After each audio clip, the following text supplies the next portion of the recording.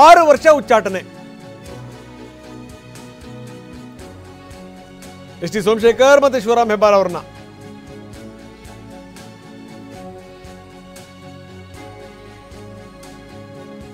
ಯಾಕಂದರೆ ಇವರು BJP ಯಾವ್ಯಾವ ಕಾರ್ಯಕ್ರಮಗಳನ್ನು ಹಮ್ಮಿಕೊಂಡಿತ್ತು ಯಾವುದಕ್ಕೂ ಇವರು ಹೋಗ್ತಿರಲಿಲ್ಲ.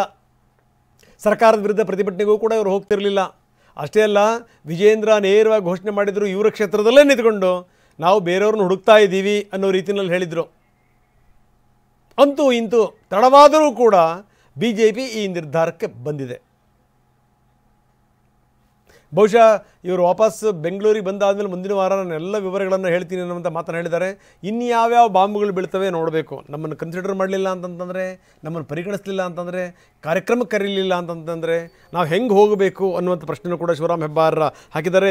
6 ವರ್ಷ ಪಕ್ಷದಿಂದ ಉಚ್ಚಾಟನೆ. ಎಸ್ ಟಿ ಸೋಮಶೇಖರ್ ಮತ್ತು ಶಿವರಾಮ್ ಹೆಬ್ಬಾರ್ 6 ವರ್ಷಗಳ ಕಾಲ ಉಚ್ಚಾಟನೆ ಮಾಡಲಾಗಿದೆ. ಇದಕ್ಕೆ ಸಂಬಂಧಪಟ್ಟಂಗೆ ಬಹಳ ಆಗ್ರಹ ಕೇಳಿ ಬಂದಿತ್ತು. ಯಾಕೆ ಇವ್ರನ್ನ ಸಹಿಸ್ಕೊಂಡಿದ್ದೀರಿ ಅನ್ನುವಂಥ ಪ್ರಶ್ನೆನ ಕಾರ್ಯಕರ್ತರು ಆಗ್ತಾ ಇದ್ರು, ನಾಯಕರು ಕೂಡ ಹಲವಾರು ಸಂದರ್ಭಗಳಲ್ಲಿ ಹೇಳಿದರು. ಹೆಬ್ಬಾರ್ ಅವರು ಗೆದ್ದಿರುವಂಥ ಸ್ಥಳದಲ್ಲೇ ನಿಂತುಕೊಂಡು ವಿಜೇಂದ್ರ ಕೂಡ ಹೇಳಿದರು. ಅಂದರೆ ಅವ್ರಿಗೂ ಗೊತ್ತಿತ್ತು ಇದು ಮುಗಿದಿರುವಂಥ ಅಧ್ಯಾಯ, ಇದು ಅಂತ. ಮುಗಿದಿರುವಂಥ ಅಧ್ಯಾಯ. ಹೀಗಾಗೇನು ಅಂತಂದರೆ, ಈಗ ನೋಡಿ, ರಾಜಕೀಯ ಅನ್ನುವಂಥದ್ದು ಇದೆಯಲ್ಲ, ಈ ರಾಜಕಾರಣಿಗಳ ಕೃಷಿ ಮತ್ತು ಖುಷಿ. ಅವರು ಬೆಳೆ ತೆಗಿತಾನೇ ಇರಬೇಕು, ಅವರು ಅಧಿಕಾರದ ಖುಷಿ ಅನುಭವಿಸ್ತಾನೇ ಇರಬೇಕು. ಇದು ಎಸ್ ಟಿ ಸೋಮಶೇಖರ್ ಮತ್ತು ಶಿವರಾಮ್ ಹೆಬ್ಬಾರ್ರವ್ರಿಗೆ ಮಾತ್ರ ಅನ್ವಯ ಆಗುವಂಥದ್ದು ಅಂದ್ಕೋಬೇಡಿ. ಎಲ್ಲ ರಾಜಕಾರಣಿಗಳು ಅಷ್ಟೇ. ಅವ್ರವ್ರದ್ದು ಕನಸುಗಳಿರ್ತವೆ, ಕಾನೂರಕ್ಕೆಗಳಿರ್ತವೆ. ಸೂಕ್ತವಾದ ಸಂದರ್ಭದಲ್ಲಿ ಯಾವ್ಯಾವ ನಿರ್ಧಾರ ತಗೋಬೇಕು ಅನ್ನೋದ್ರ ಬಗ್ಗೆ ಯೋಚನೆ ಮಾಡ್ತಿರ್ತಾರೆ. ಇವರಾಗಿ ಇವರು ಹೊರಗಡೆ ಹೋಗೋಕ್ಕಾಗಲ್ಲ. ಹಾಗಾಗೇನು ಅಂತಂದರೆ ಒಂದಷ್ಟು ಕಣಕೋದು, ಒಂದಷ್ಟು ಬೈಯೋದು, ಪಕ್ಷ ಕರೆಯುವಂಥ ಕಾರ್ಯಕ್ರಮಗಳಿಗೆ ಹೋಗದಂಗಿರೋದು, ಆಡಳಿತ ಪಕ್ಷ ಇರುವಂಥ ಕಾರ್ಯಕ್ರಮಗಳಿಗೆ ಹೋಗೋದು, ಇದು.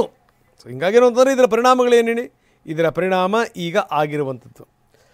ಕಗ್ಗದಲ್ಲಿ ಬಹಳ ಒಂದು ಅದ್ಭುತವಾದ ಮಾತು ಬರುತ್ತೆ. ಋತುಚಕ್ರ ತಿರುಗುವುದು, ಕಾಲನೆದೆ ಮರುಗುವುದು, ಮೃತನ ಮಣ್ಣಿಂದ ಹೊಸ ಹುಲ್ಲು ಮೊಳೆಯುವುದು, ಕ್ಷಿತಿ ಗರ್ಭ ಧರಿಸುವಳು, ಮುತ್ತ ನುರಿಸುವುದು ಜೀವ, ಸತತ ಕೃಷಿಯೋ ಪ್ರಕೃತಿ ಮಂಕುತಿಮ್ಮ.